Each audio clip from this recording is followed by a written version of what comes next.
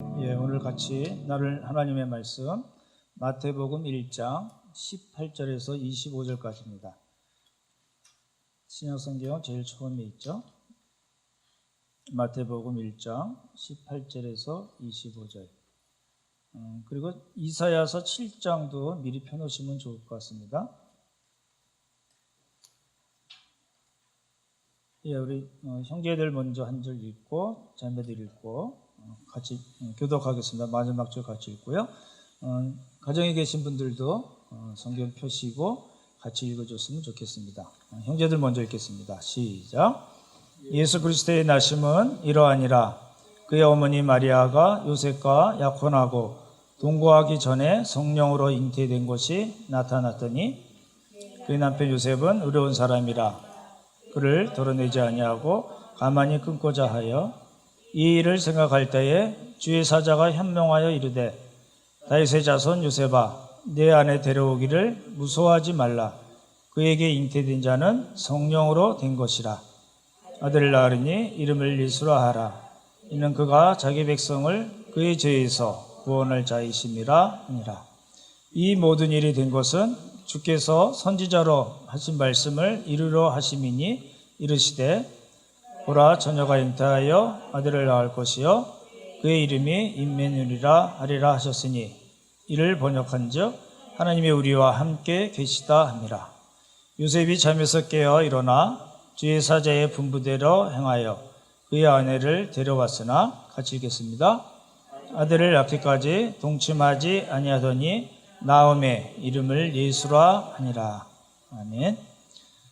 즐거운 성탄절입니다. 우리 가족에 계신 분들도 또 우리 예배당에 계신 분들 서로에게 우리 메리 크리스마스 한번 해주시면 좋겠습니다. 메리 크리스마스. 메리 크리스마스.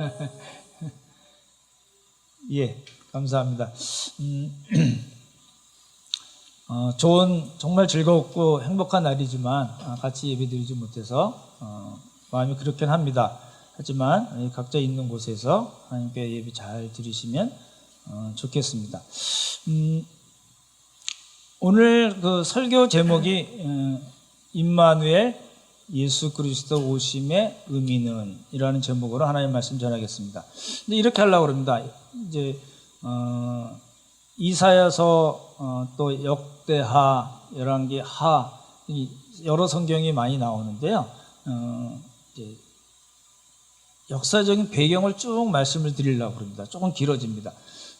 뭐에 초점을 맞춰서 역사적인 배경을 설명드리려고 그러냐면 임마누엘, 하나님이 우리와 함께 계시다라는 그 임마누엘이라는 말이 어떻게 해서 나오게 됐는가를 이제 역사적 배경을 통해서 설명을 드리고 그것이 마태복음 1장에서 오늘 본문을 읽었잖아요. 예수님께 어떻게 이렇게 연결이 되는가를 같이 보려고 합니다. 그러니까 구약과 신약 마태복음 1장을 같이 연결해서 보려고 그러고 마지막으로 이제 성탄의 의미가 무엇인가를 저희가 살펴보려고 합니다.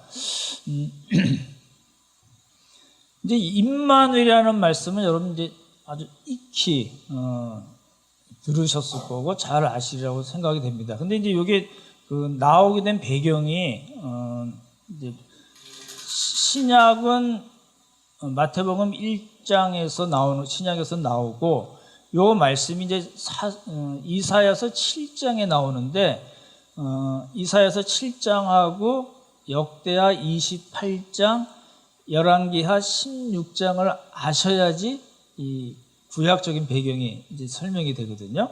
조금 복잡해요. 그래서 여러분이 읽으셔도 이 순서를 어떻게 잡아야 될까 잘 모를 경우가 있긴 하지만 이제 그거를 이제 쭉 설명을 이제 잘 드리려고 합니다. 이제 먼저 보시면 이사야라는 선지자가 있잖아요. 이사야 선지자는 굉장히 유명한, 그렇죠? 구약에서 선지자하면 이사야, 예레미야를 얘기하잖아요. 근데 이 이사야가 사역했을 때에 남유다, 북쪽과 남쪽인데 북쪽과 남쪽 중에 남유다를 주로 대상으로 사역을 했는데 그때 왕이 누구냐면 그 10번째 왕인 우시야 왕. 그러니까 우시야 왕이 죽던 해에 그 이사야가 소명을 받거든요. 그래서 우시야, 그 다음에 그 아들인 요담, 그리고 오늘의 주인공인 아하스, 그리고 아하스의 아들 히스기야, 이렇게 됩니다. 네 왕이 뭐라고요? 우시야, 요담, 아하스, 그리고 히스기야, 이렇게 됩니다. 근데 이제 우시야라든지 요담이라든지 그다음에 히스기야는 굉장히 좋은 점이 많았던 왕입니다.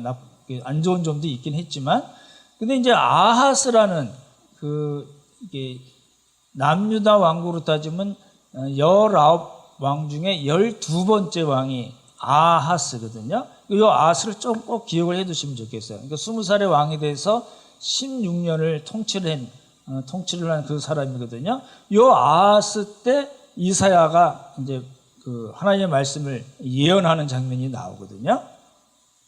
왕 이름이 누구라고요? 기억하셔야 될 왕 이름이? 임마누엘과 관계된 왕입니다. 그래서 이렇게 우시야, 요담, 히스기야는 모르셔도 아하스 왕은 꼭 알아두시면 좋을 것 같습니다. 근데 이 아하스 왕 때 그림을 그리시면 좋을 것 같아요. 남쪽과 북쪽이 갈라졌잖아요. 그러니까 남쪽은 아하스 왕이 다스리고 있었고, 북이스라엘, 북왕국은 누가 다스렸냐면 베가라는 왕이 다스리고 있었습니다. 버이죠. 베가라는 사람이 다스리고 있었고, 그 옆에 아수르가 수리야, 시리야, 아람이라고 보통 얘기하는데 아람 왕이 있었어요. 근데 아람 왕 이름이 뭐냐면 르신입니다. 다시요. 북쪽에는 베가가 있었고, 그 옆에 아람, 지금 시리아 지방이잖아요. 아람에는 르신이라는 왕이 다스리고 있었어요. 그러니까 아하스가 있고 베가가 있고 르신이 있었고, 멀리 아수르에는 누가 다스렸냐면 디글랏 빌레셋 3세, 디글랏 빌레셋 3세입니다. 복잡하죠? 요걸 이제 자꾸 제가 말씀을 드릴 거예요. 디글랏 빌레셋. 근데 성경에는 디글랏 빌레셋이라는 표현도 썼지만 불이라는 표현을 썼습니다. 불. 그러니까 영어 발음을 그냥 우리말로 해가지고 불이라고 얘기했거든요. 그러니까 불, 한 글자로요. 그렇게 됐습니다. 그러니까 이제 네 왕을 우리가 기억을 해야 됩니다.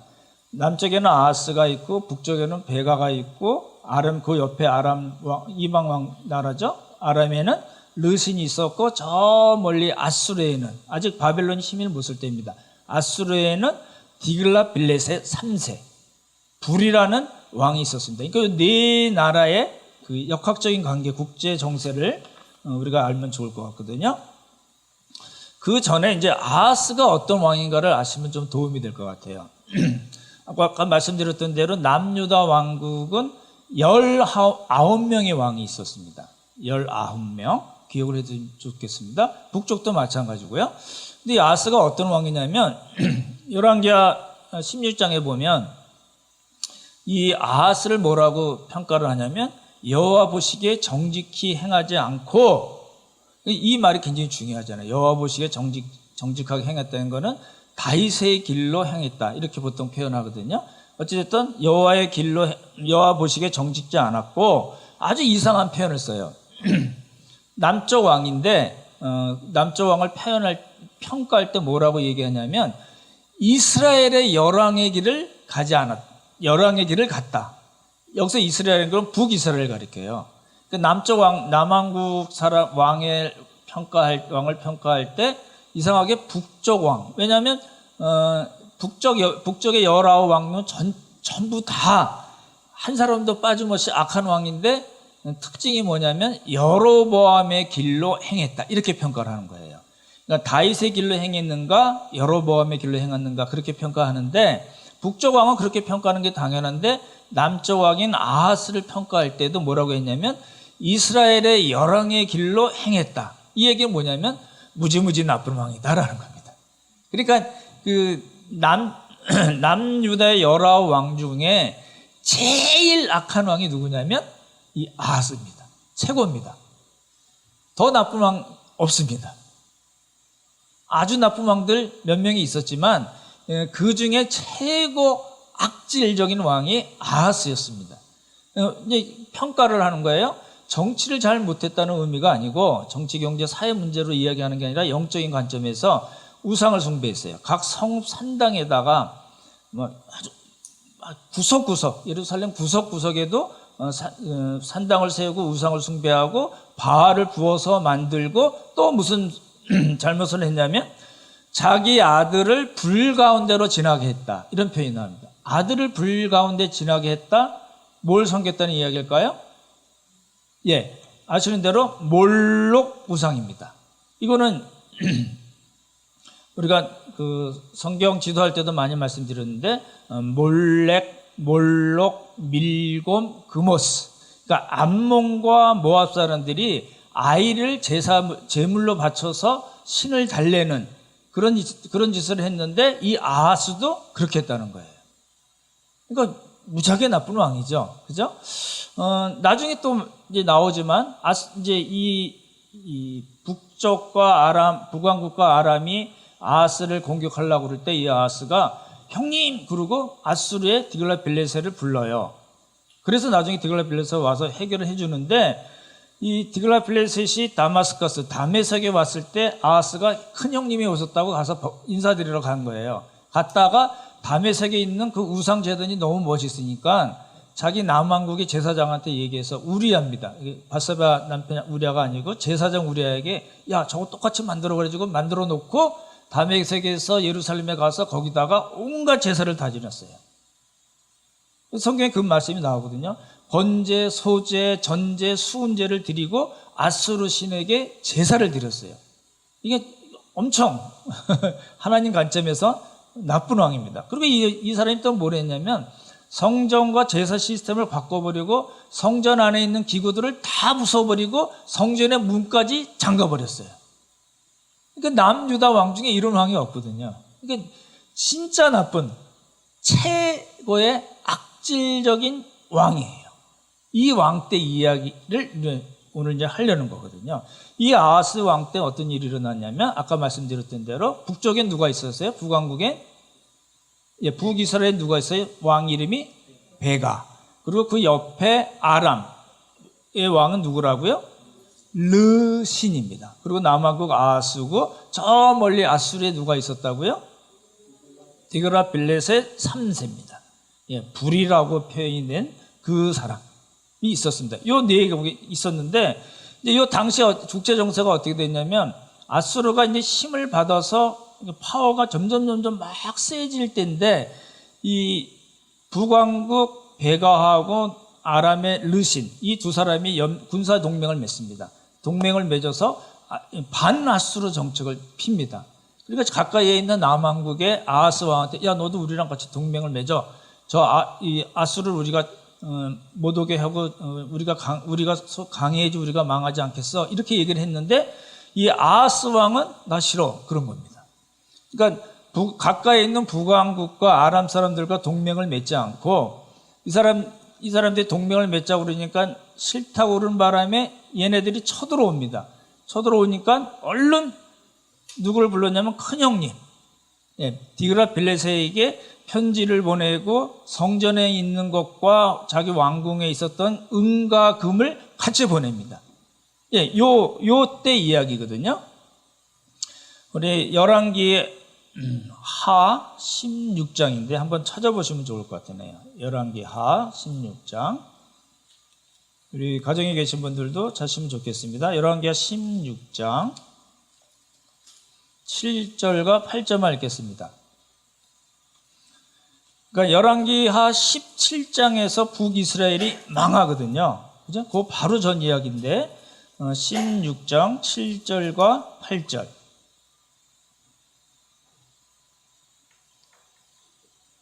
오늘 역사 공부긴 한데 조금 이렇게 신경 써서 보시면 재밌습니다. 7절, 8절 같이 읽겠습니다. 시작. 아하스가 아수르 왕 디글랏빌레셋에게 사자를 보내 이르되, 나는 왕의 신복이요 왕의 아들이라. 이제 아람 왕과 이스라엘 왕이 나를 치니 청하건대에 올라와 그 손에서 나를 구원하소서 하고, 아하스가 여호와의 성전과 왕궁 곳간에 있는 은금을 내어다가 아수르 왕에게 예물로 보냈더니 이 얘기입니다. 그렇죠? 여기 다 나오죠? 아수르가 나오고 아람 왕 나오고 이스라엘 왕, 북이스라엘 왕 나오고 멀리 있는 아수르 왕 디그레빌레셋 3세가 나오잖아요. 요 네 나라의 역학관계를 잘 생각했으면 좋겠습니다. 이제 싫다고 그랬어요. 나는 우리 큰형님 아수르가 계셔. 난 너희들이랑 그 작은 나라랑 같이 안 될 거야. 이렇게 되니까 이제 북왕국과 암몬이 이제 남유다를 칩니다. 잘 보시면 좋겠어요. 그림을 그리시면 편해요. 남유다가 있는데 북쪽과 아람 왕족이 이제 쳐들어와요. 그래가지고 베가가 쳐들어와서 12만 명을 죽입니다. 엄청 많이 죽인 거잖아요. 12만 명을 죽이고 20만 명을 포로로 끌고 가요. 북왕국에 포로로 끌고 갔는데 북왕국에 있던 오데시라는 선지자가 그러면 안 되지, 돌려보내. 그랬더니 이 베가가 그 말을 듣고 20만 명을 돌려보냅니다. 어찌됐든 간에 12만 명이 이 아하스 왕이 친아수르 정책을 펴므로써 12만 명이 죽습니다. 그리고 이제 옆에 있던 아람도 역시 공격을 해서 성경이 그렇게 표현되어 있습니다. 심히 많은 무리를 포로로 끌고 갔다. 이렇게 된 거예요. 그러니까 보십시오. 남유다가 있고 북왕국이 쳐서 12만 명을 죽이고 아람 왕 르신도 쳐들어와서 아주 심히 많은 무리를 포로로 끌고 가고 거기서 끝나지 않고 옆에 있던 바벨론하고 에돔도 와서 칩니다. 그러니까 완전히 동네북이 된 거예요. 그렇죠? 그렇게 보시면 국제정서가 조금 편하실 것 같고 요때 어느 때라고요? 아하스가 그 디그라필레셋에게 편지와 성전과 왕궁에 있던 은금을 다 모아가지고 예물로 보내려고 할 때, 짠! 누가 나타났어요? 이사야 선지자가 나온 겁니다. 그렇죠? 이사야 선지자가 뭐라고 얘기했냐면, 이사야서 7장 한번 보시기 바랍니다. 열왕기하 16장 기억해 두시고, 이사야서 7장. 이게 왜냐하면 이 임마누엘이라는 말이 나온 게 성경이 여기저기 돼 있기 때문에 이렇게 설명을 드릴 수밖에 없거든요. 7장 4절을 읽어주시기 바랍니다. 4절. 구약성경 975쪽입니다. 가정에 계신 분들도 찾으시면 좋겠습니다. 975쪽에 이사야서 7장 4절 같이 읽어보겠습니다. 읽겠습니다. 시작. 그에게 이르기를 너는 상가하며 조용하라. 르신과 아람과 르말리아의 아들이 심히 노할지라도 이들은 연기나는 두 부지깽이 그루터기에 불과하니 두려워하지 말며 낙심하지 말라. 이렇게 돼 있어요. 여기 다 나오죠? 그러니까 북왕국과 아람이 쳐들어와도 두려워할 거 없다. 걔네들은 연기나는 두 부지깽이 그루터기에 불과하다. 이게 무슨 말일까요? 연기나는 두 부지깽이 아시죠? 옛날에는 이렇게 부뚜막이라고 그러죠. 필 때 이제 나무를 많이 했었잖아요.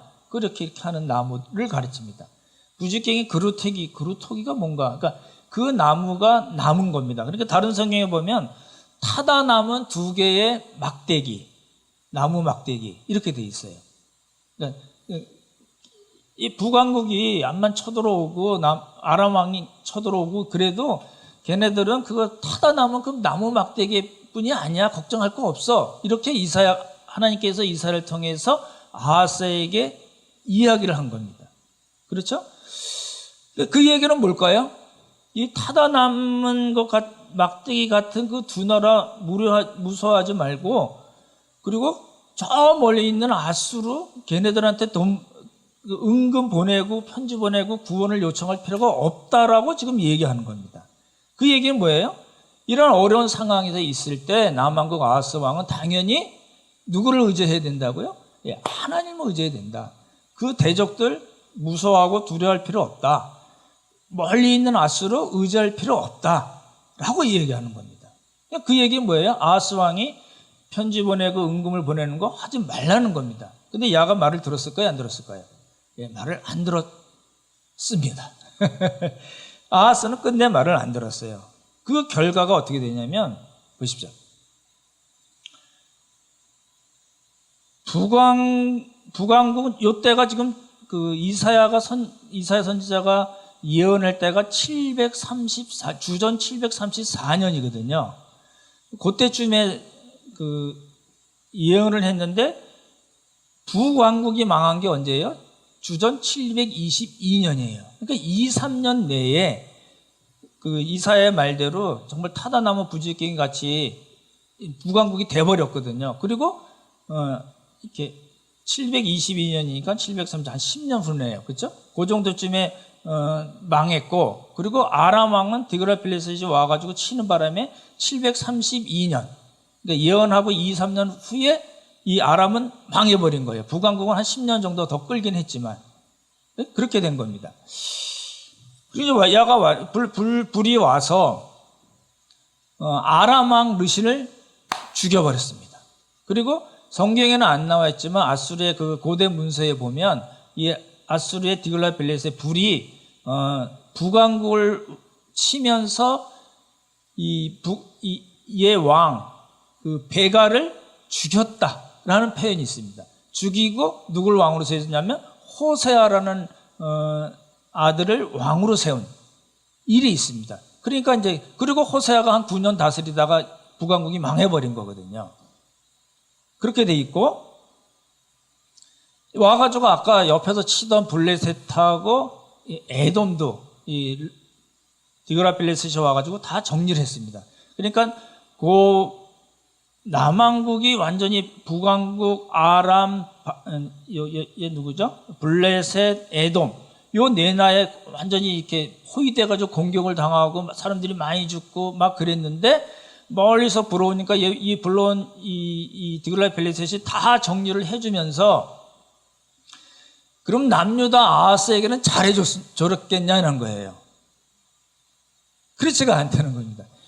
이게 이제 그래서 이사야서 7장을 보면 아하스가 그 예물을 보내고 막 이러려고 그럴 때 이사야가 예언한 장면이 아까 우리가 읽었었잖아요. 그렇죠?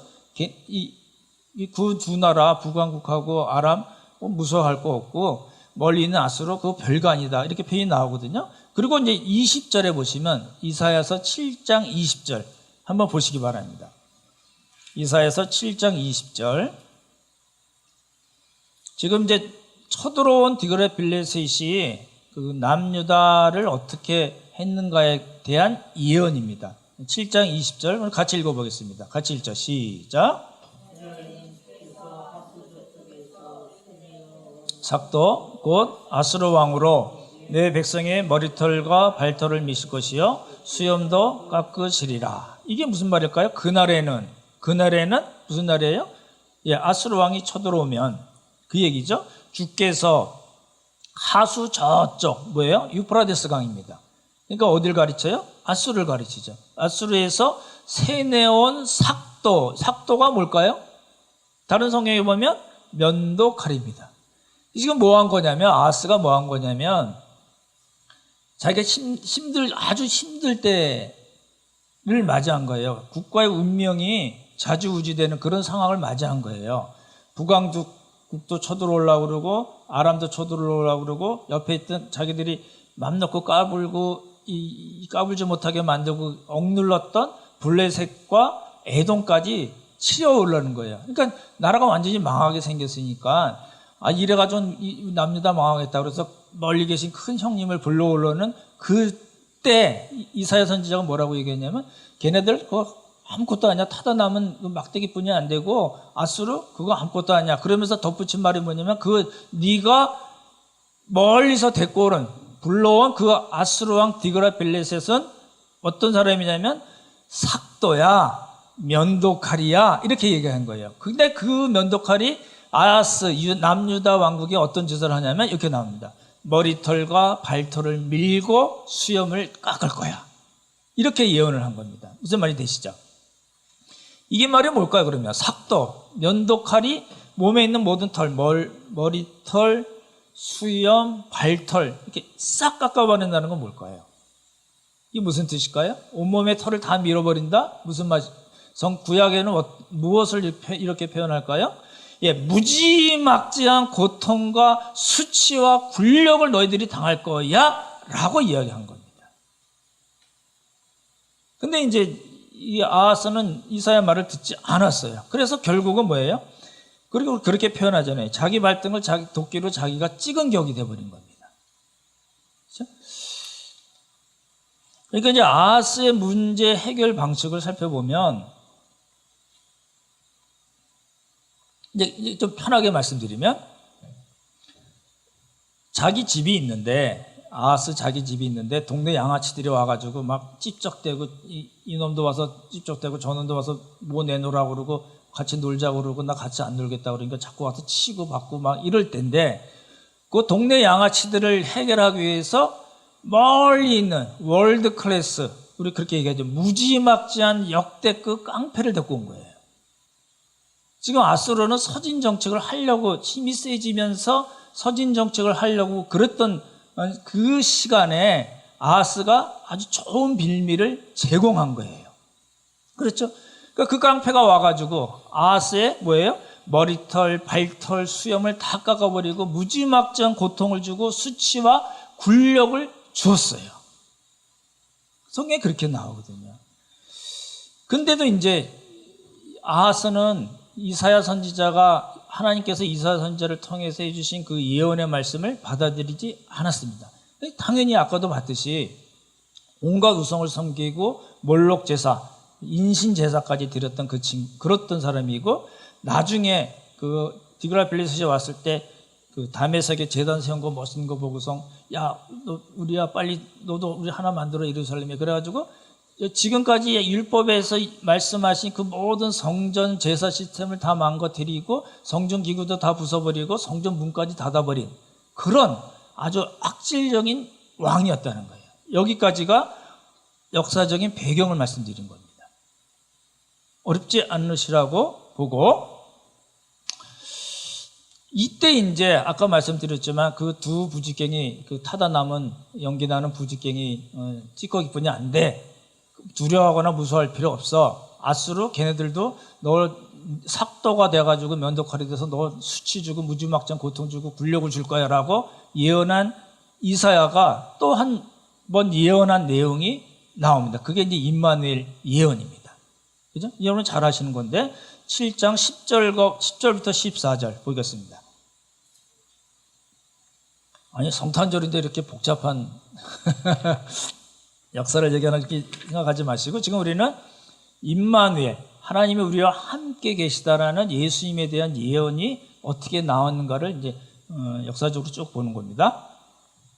7장 10절에서 14절, 우리 길긴 하지만 좀 같이 읽으면 좋겠습니다. 같이 읽죠. 시작. 여호와께서 또 아하스에게 말씀하여 이르시되, 누가요? 여호와께서 아하스에게 11절, 너는 내 하나님 여호와께 한 징조를 구하되 깊은 데서든지 높은 새도든지 구하라 하시니, 아하스가 이르되 나는 구하지 아니하겠나이다. 나는 여호와를 시험하지 아니하겠나이다 한지라. 이사야가 이르되 다윗의 집이여 원하건대 들을지어다. 너희가 사람을 괴롭히고도 그것을 작은 일로 여겨 또 나의 하나님을 괴롭히려 하느냐. 그러므로 주께서 친히 징조를 너희에게 주실 것이라. 보라, 처녀가 잉태하여 아들을 낳을 것이요 그의 이름을 임마누엘이라 하리라. 이렇게 돼 있어요. 그래서 이제 그 임마누엘이 나온 건데, 이제 여호와께서 직접 아하스에게 말씀하신 건 아닌 걸로 보이지고 하나님께서 이사야를 통해서 얘기하십니다. 야, 이제 이런 상황이니까 쟤네들은 양쪽에 있는 네 나라가 다 쳐들어오려고 그러고 국가가 정말 망할 운명에 처해 있으니까 아수르 왕을 불러오고, 그래서 그 문제를 다 해결하려고 한 그때 이사야 선지자가 뭐라고 얘기했냐면, 야, 너 징조를 하나 구해. 징조 어떤 거든지 구해. 내가 들어줄게. 그랬더니 아하스가 뭐라고 그랬어요? 나 징조 안 구할래요. 여호와를 시험하지 않을래요. 이렇게 얘기한 거예요. 여호와를 시험하지 않겠다는 거는 굉장히 좋은 신앙일까요? 나쁜 신앙일까요? 지금 아하스는 마음을 먹은 거거든요. 큰형님, 조폭의 대왕, 당시로 따지자면 그 큰형님을 데려오기로 마음을 먹었기 때문에 여호와께 징조를 구하는 거 그거 아무 소용도 없다고 얘기한 겁니다. 그래서 시험하지 않겠다는 걸 얼핏 들으면 믿음이 좋네 생각하지만 전혀 그런 사람이 아닙니다. 그렇죠? 안 구하겠다는 거예요. 싫다는 거예요. 그거 소용없다는 이야기예요. 그런데 그럼에도 불구하고 이사야가, 제가 이사야 같으면 에이씨 구하면 하나님이 도와주실 텐데 그러고 갔을 텐데, 이사야는 끝까지 얘기합니다. 뭐라고 얘기해요? 야, 너 그렇게 하는 게 사람도 괴롭히는 거고 하나님도 괴롭히는 거야. 하나님께서 너에게 직접 친히 징조를 주실 거야. 그리고 뭐라고 얘기하냐면, 보라, 처녀가 잉타하여 아들을 낳으니 임마누엘이라 하리라 라고 얘기하는 거예요. 그래서 나온 게 임마누엘이에요. 이제 여기 보시면 조금 설명을 드릴게요. 보라, 처녀가 잉태하여 아들을 낳을 것이요. 이때 처녀는 뭐냐면 결혼 정년기에 있는, 잘 들으시면 좋겠어요. 왜냐하면 우리 신앙 고백과 관계되거든요. 결혼 정년기에 있는 성 경험이 없는 여자입니다. 그러니까 문자 그대로 처녀예요. 구약에 7번이 나와요. 이 처녀라는 말이 알르마라는 히브리어인데, 이 알르마라는 거는 구약에서 7번 나오는데 다 지금 말씀드린 결혼 정년기에 있지만 성적 경험이 없는 여자, 처녀를 가르치는 말이에요. 그러니까 이제 번역을 정확하게 한 겁니다. 그래서 이걸 단순히 젊은 여자, 결혼해도 되고 안 해도 되고 하는 그 젊은 여자로 이야기하는 분들이 있는데 그렇지 않습니다. 구약의 용법이, 이 알르마라는 처녀라는 단어의 용법이 그렇게 되어 있기 때문에 지금 말씀드린 대로 보시는 게 좋을 것 같습니다. 처녀가 잉태하여 아들을 낳을 것이요, 그 이름을 임마누엘이라 하리라, 이렇게 얘기했어요. 이제 보십시오. 근데 무지무지 어려운 질문을 하나 드리려고 그래요. 여러분 한 번도 안 받아보셨을 것 같은 질문인데요. 이 임마누엘이 누굴까요? 1번 예수님, 2번 아하스, 남유다 아하스 왕의 아들, 예언하고 있는 선지자 이사야의 아들, 또 네 번째는 모름. 뭘까요? 1번 손 들어보십시오. 예수님. 가정에 계신 분도 1번. 2번 아하스의 아들, 3번 이사야의 아들, 4번 모름. 4번이 정답이에요. 4번이 정답이에요. 왜냐하면 아하스는 벌써 히스기야가 있었어요. 그러니까 처녀가 잉태하여 아들을 낳는 이런 장면이 안 되겠죠. 이사야 역시 아들이 둘이 있었어요. 나중에 이제 8장 9장에 나오거든요. 그러니까 아하스 아들도 아니고 이사야 아기도 아니고, 그럼 예수님일까요? 아니에요. 여기서는 아니에요. 이사야서에서는 아니에요. 근데 좀 더 설명드릴게요. 그러니까 이제 모르는 게 정답이에요. 누군지 모릅니다. 성경에 안 나와요. 안 나오거든요. 그러면 보십시오. 하나 더 어려운 문제를 내드릴게요. 처녀가 잉태하여 아들을 낳을 것이요, 그 이름을 임마누엘이라고 했던 그 예언이 아하스 이사야 시대에 이루어졌을까요? 안 이루어졌을까요? 1번 이루어졌다, 2번 안 이루어졌다, 3번 모른다. 1번 손 들어보시죠. 이루어졌다. 이제 눈치 보시네요. 안 이루어졌다. 3번일 것 같으나요? 모릅니다. 이것도 몰라요. 우리가 흔히 이제 왜냐면 이사야서 7장이 굉장히 어려운, 해석이 어려운 장이거든요. 저도 고민을 많이 했는데 이 임마누엘은 누군지 사실 모르고요. 진짜 태어났는지 안 태어났는지 모릅니다. 성경에 안 나와 있어요.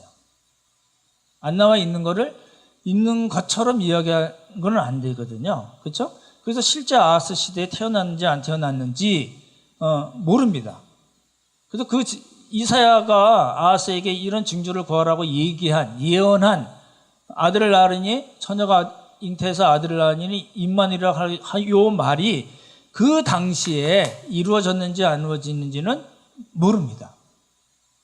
단언해서 이야기할 수가 없습니다. 근데 이제 이게 중요한 이유가 뭐냐면, 이제 지난번에 저희가 말씀드렸죠. 구약 예언을 해석하는 3가지 방법을 말씀드렸죠. 기억나시죠? 첫 번째는 형식과 내용. 아시죠? 그러니까 구약에는 형식이 큰 그림이 큰 원이고 영적인 것이 물질적인 것이 큰 원이고 물질적인 것이 작은 원인데 이게 신약에 오면서 바뀌었다라고 말씀드렸잖아요. 그거 있고 두 번째는 구약은 모형과 그림자와 예표라고 말씀드렸잖아요. 그리고 실체가 뭐예요? 예수 그리스도 신약에 와서 그렇죠? 그리고 세 번째는 구약에서는 약속하신 것이 어떻게 돼요? 예수님께 성취가 되고 궁극적으로 하나님 예수님의 재림으로 완전히 100% 성취가 된다라는 거잖아요. 기억나시죠? 그 세 가지를 기억하시고 그리고 보십시오. 요 세 가지가 이루어지는 방식이 역사적인 어떤 한 시점에서 사건에서 예언을 한 것이 그 당시나 조금 지나서 이루어질 경우도 있고 이것이 초림 때 예수님이 처음 오심으로써 성취가 되는 것이 있고 또 말씀드렸던 대로 하나님 나라가 완성, 예수님께서 재림하실 때 성취되는 것이 있다. 요 그림을 갖고 계시면 오늘 제가 설명드린 요 정말 어려운 부분이거든요. 이게 해석이 돼요. 정말 그 임마누엘이 누굴까? 임마누엘 그 징조를 보이시겠다고 그랬는데 이게 이루어졌을까 안 이루어질까가 쉽게 해결이 됩니다. 그러니까 이 예언은 그렇게 됐는지 안 됐는지가 중요하지 않습니다. 무슨 말이냐면 그 당시에 임마누엘이라는 그 아들이 태어날 것이 하나의 징조가 될 것이다 라고 이야기한 그것이 이루어졌는지 안 이루어졌는지가 중요하지가 않습니다. 이거는 지금 말씀드린 그 해석 방법에 의하면 궁극적으로는 예수님을 통해서 이루어졌다가 중요한 이야기입니다. 임마누엘이라는 그 단어가 그래서 마태복음 1장에 요셉에게 그 현몽하시잖아요. 꿈에 나타나서 말씀하신 그 임마누엘이라는 그 임마누엘의 요 약속하신 것이 징조로 약속하신 것이 이렇게 성취가 되는 겁니다. 그런 관점에서 보면 아하스 이사야 시대 때 그런 일이 일어났는지 안 일어났는지는 크게 중요하지가 않다는 겁니다. 그죠? 조금 어려울 수 있죠? 더 간단히 설명드리면 여러분이 잘 아시는 이사야서에는 Song of Lord's Servant라는 그 여호와의 종의 노래 그렇게 표현하거든요. 기억을 해두시면 좋을 것 같아요. 여호와의 종의 노래라는 게 이사야서에 4번이 나옵니다. 굉장히 중요한 거예요. 그 중에 우리가 알고 있는 게 있어요. 53장. 이사야서 53장 아시잖아요. 그렇죠? 그는 뭐 이렇게 제가 다 못 외워서 그는 나오잖아요. 그 54장 보시면요. 그 52장 앞에 부분이랑 같이 연결해서 보시면 그라는 말이 다다다다닥 나와요. 그는 이렇게 나와요. 왜 그럴까요? 그가 누구라고요? 예수님이잖아요. 그죠? 네. 그렇듯이 명확하게 이사야서에서는 명확하게 그 말씀하신 임마누엘이 예수님이시다, 그 메시아시다라는 것을 계속해서 강조를 하는 거예요. 그렇죠? 그러니까 우리가 이제 구약을 다 해결을 된 거 말씀드려서 역사적인 배경도 말씀드렸고 임마누엘이라는 말이 나온 의미도 설명을 드렸는데 요 구약의 이야기가 잘 보십시오. 요 구약의 이야기가 아까 말씀드렸던 대로 마태복음 1장에서 이제 성취가 되는 그런 과정을 보입니다. 그래서 오늘 저희가 본 본문이 마태복음 1장이잖아요. 한번 다시 보시기 바랍니다. 마태복음 1장 20절부터 보시면 좋겠네요. 20절부터 23절 보시면 이 일을 생각할 때 주의 사자가 현명하여 이르되, 왜냐하면 이스라엘의 풍습은 이제 약혼을 합니다. 정혼을 하고 1년 동안을 각각 자기 집에서 살다가 1년 후에 정식으로 결혼을 하고 결혼식을 하거든요. 근데 정혼은 법적으로는 부부 관계입니다. 근데 이제 그럼에도 불구하고 이 마리아가 임신한 거를 요셉이 알았어요. 그럼 이제 큰일이 나는 거거든요. 그죠? 근데 이제 요셉이 가만히 덮고자 한 거예요. 가만히 끊고자 했거든요. 그때 이제 현몽에서 한 주의 사자가 말씀하는 장면에 다윗의 자손 요셉아, 이게 왜 다윗의 자손이 중요하냐면 예수님이 다윗의 후손으로 오신다고 계속 말씀하셨잖아요. 사무엘하 7장 다윗 언약, 곧 그 이야기랑 연결이 됩니다. 그리고 이제 요셉이 다윗의 후손이거든요. 그래서 다윗의 자손이라는 말이 나온 거고, 다윗의 자손 요셉아 내 안에 마리아 데려오기를 무서워하지 말라. 그에게 잉태된 자는 뭐예요? 성령으로 된 것이라. 이게 너무 중요한 말입니다. 아들을 낳으니 그 이름을 예수라 하라. 잘 보십시오. 뭐가 조금 다르죠? 구약에서 지금 7장에서는 이름이 나온 게 뭐예요? 임마누엘인데 여기서는 이름이 뭘로 나와요? 예수로 나와요. 그러니까 뭐예요? 임마누엘이 누구시라고요? 예수예요. 그러니까 여기 신약에서는 예수님은 임마누엘이라는 이름으로 부르지 않았습니다. 그래서 여기서 신약에서 이 임마누엘이라는 거는 그 예수님의 속성, 예수님의 하시는 일, 하나님이 우리와 함께 계셔서 우리를 구원하신다는 그 뜻에서 한 말입니다. 그렇죠? 그 임마누엘을 그렇게 보셔야 되고, 22절 보시면 그 얘기가 나오죠. 잘 보십시오. 이 모든 일이 된 것은 이렇게 마리아가 성령으로 잉태된, 그렇죠? 그리고 이제 태어나셔서 예수님이라고 이름이 불려지고 우리를 구원하실, 그래서 구원자란 말이 나오잖아요. 그래서 그렇게 된 일은, 이 모든 일이 된 것은 그 뜻이에요. 주께서 선지자로 하신 말씀을 어떻게 할게요? 이루려 하심이라. 다시요. 주께서 지금 아하스 때 하나님께서 이사야 선지자를 통해서 아하스에게 하신 말씀 뭐예요? 처녀가 잉태하여 아들을 낳으니 이름을 임마누엘이라 하는 요 말씀. 그렇죠? 이사야 선지자의 말씀을 어떻게 하겠다고요? 이루기 위한 것이다. 이 일이 예언한 그 예언이 아하스에게 한 예언이, 이사야가 아하스에게 한 예언이 하나님께서 이사야를 통해서 아하스에게 하신 그 예언이 지금 예수님을 통해서 이루어졌다라고 이야기하는 겁니다. 그 핵심 내용이 뭐예요? 임마누엘이고 그 예수님이시고, 그리고 그 예수님은 자기 백성을 자기 죄에서, 그들의 죄에서 구원하실 구원자이시다라는 겁니다. 그렇죠? 이게 우리에게는 너무너무 중요하잖아요.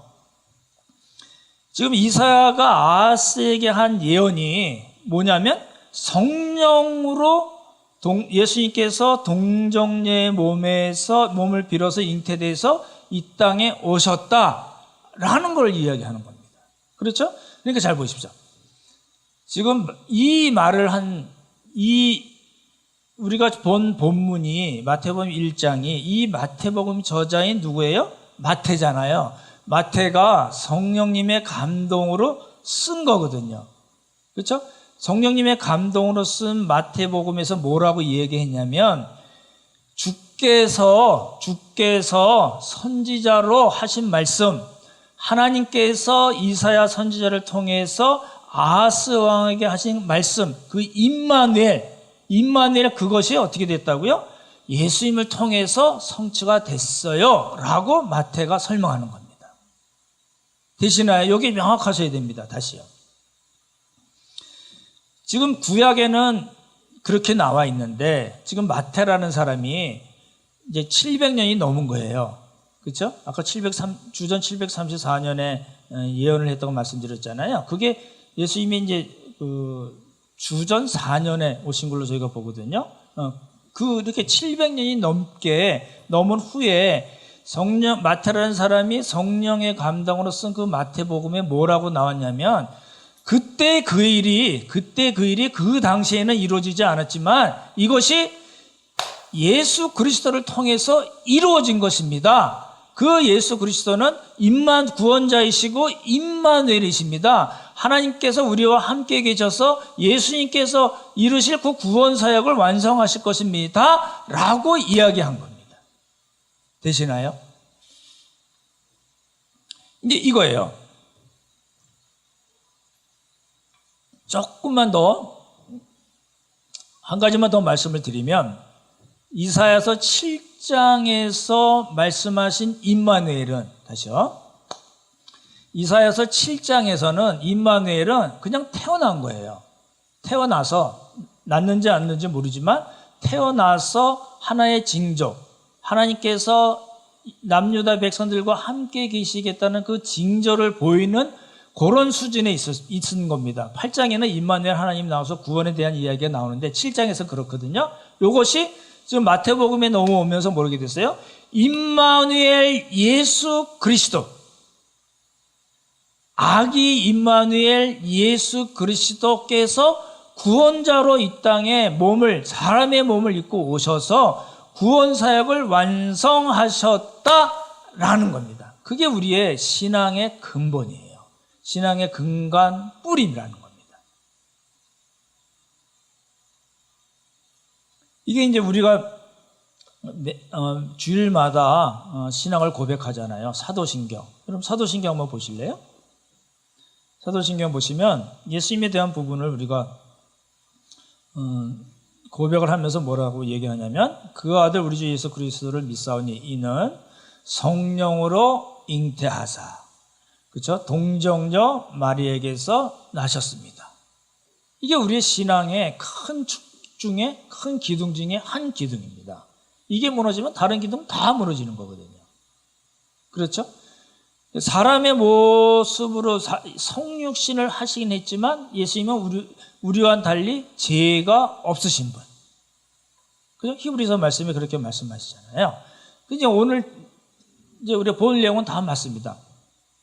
역사적인 배경을 받고, 그렇죠? 아하스 왕 때 역사적인 배경을 받고, 그리고 이사야 예언 중에 나온 그 임마누엘에 관계된 이야기, 그리고 이것이 신약에 와서 예수님께 성취된, 그렇죠? 구원자 예수, 그렇죠? 구원자 예수 그리스도, 아기 임마누엘, 하나님이 우리와 함께 계셔서 이 구원 사역을 이루실 거라는 요 내용을 우리가 구약부터 신약까지 쭉 살펴봤습니다. 그럼 이제 오늘 말씀을 우리에게 이제 적용을 해봐야 되겠죠. 이겁니다. 잘 생각해 보시면 이사야 당시에 임마누엘 그 예언을 믿은 사람들도 있었을 거 아니에요. 아하스는 전혀 안 믿었습니다만 믿은 사람이 있었지만 이 사람은 그 믿음, 약속하신 내용이 성취되는 것을 못 보고 죽었어요. 왜냐하면 700년 후에나 700년 넘게나 지나고 나서 예수님을 통해서 성취가 됐으니까. 그러니까 뭐예요? 구약의 성도들은 약속을 받은 거예요. 근데 약속의 성취는 보지 못했어요. 근데 우리는요, 약속하신 것도 알고 약속에 성취된 것도 우리는 알고 있는 사람이에요. 믿고 있는 사람이잖아요. 그렇죠? 그게 우리에게 중요하다는 겁니다. 보십시오. 이제 우리에게 하나님께서 신구약 성경 전체를 통해서 권면하시고 우리를 위로하시고 우리에게 약속을 주십니다. 그렇잖아요? 근데 이제 우리가 이 세상을 살다 보면 아니 도대체 그 약속이 언제 성취되는 거야? 그게 내가 이 땅에서 발을 딛고 살 때 정말 도움이 돼? 라고 생각할 수도 있는 거예요. 너무 막연하게 느껴질 수가 있잖아요. 하나님 우리와 함께 계셔? 그게 내가 먹고 사는데 무슨 도움이 되지? 이런 생각할 수도 있잖아요. 그렇죠? 그게 이제 잘못 생각하면 안 되잖아요. 정리를 잘 해야 됩니다.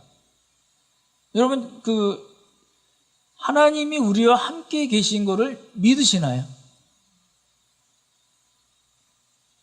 그냥 교회에서 자꾸 그러니까 그런가 보다 하시나요? 왜냐하면 하나님은 우리와 함께 하시는 거예요. 예수님께서 제자들에게 부활하시고 승천을 얘기하시면서 너희를 고아와 같이 내버려 두지 않겠다. 내가 다시 오겠다. 그게 누구예요? 보혜사 성령. 성령님 우리 안에 보내셔서 너희와 영원히 함께 하시겠다고 약속하신 거잖아요. 그 약속을 우리가 기다려야 되나요? 아니면 이미 성취가 됐나요? 이미 성취가 된 거잖아요. 우리는 고아와 같이 따로따로 이 넓은 황량한 세상에 딸랑 떨어진 사람이 아니라는 겁니다.